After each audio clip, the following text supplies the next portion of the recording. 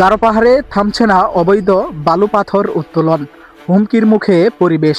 দেখুন ধারাবাহিক প্রতিবেদনের প্রথম পর্ব। শেরপুরের ঝিনাইগাতি উপজেলার গারো পাহাড় এলাকার বিভিন্ন নদী, ঝর্ণা, ছড়া ও ঝোড়া থেকে অবৈধভাবে বালু ও পাথর উত্তোলন অব্যাহত রয়েছে বলে অভিযোগ উঠেছে।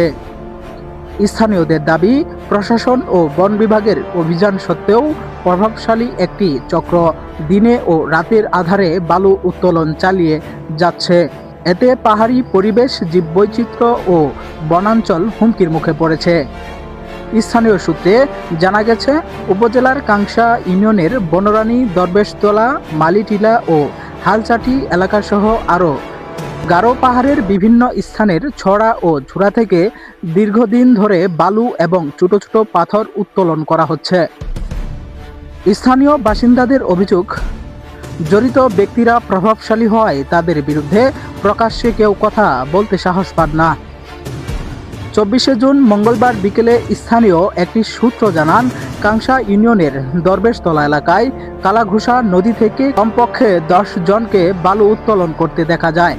এছাড়া বনরানী রিসোর্ট এর পিছনে একটি পাহাড়ি ঝর্ণা থেকেও 2-3 জনকে বালু উত্তোলনে ব্যস্ত দেখা যায়। এ সময় স্থানীয়দের উপস্থিতি টের পেয়ে বালু উত্তোলনের সঙ্গে জড়িত ব্যক্তিরা দ্রুত সরে যান।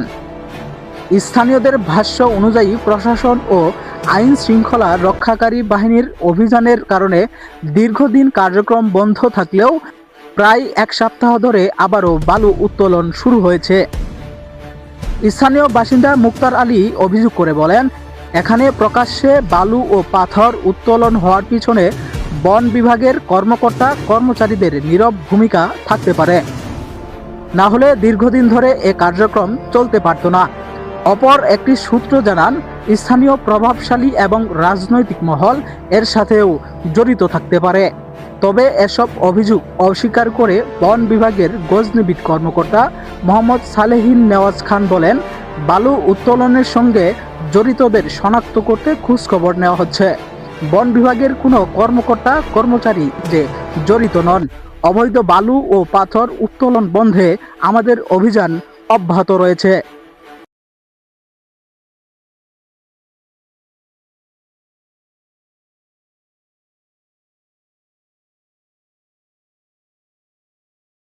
তিনি আরও জানান, গত সোমবার ভোরে গজনি এলাকায় অভিযান চালিয়ে অবৈধভাবে উত্তোলিত বালু পরিবহনের সময় মাহিন্দ্র ট্রাক্টর চালিত 6টি মিনি ট্রাক জব্দ করা হয়েছে।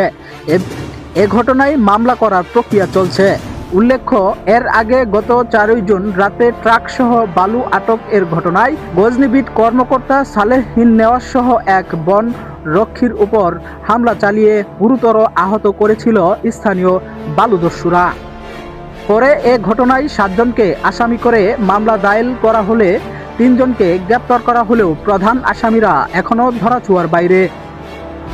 শেরপুর বার্ড ক্লাবের প্রতিষ্ঠাতা সভাপতি এবং প্রকৃতি ও পরিবেশবাদী সংগঠন এর নির্বাহী পরিচালক মোহাম্মদ মুগনিসুর রহমান মনি জানান, নির্বিচারে ও অপরিকল্পিতভাবে বালু পাথর উত্তোলন এবং গাছ কাটার ফলে গারো পাহাড়ের পরিবেশ ব্যবস্থা হুমকির মুখে পড়েছে।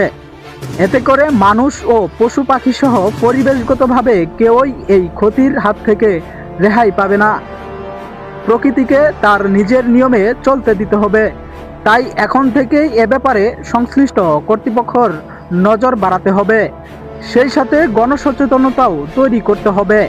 রাংটিয়া রেঞ্জ এর সহকারী বনরক্ষক তানবীর আহমেদ ইমন বলেন, অবৈধ বালু উত্তোলনের বিরুদ্ধে আমাদের অভিযান অব্যাহত রয়েছে।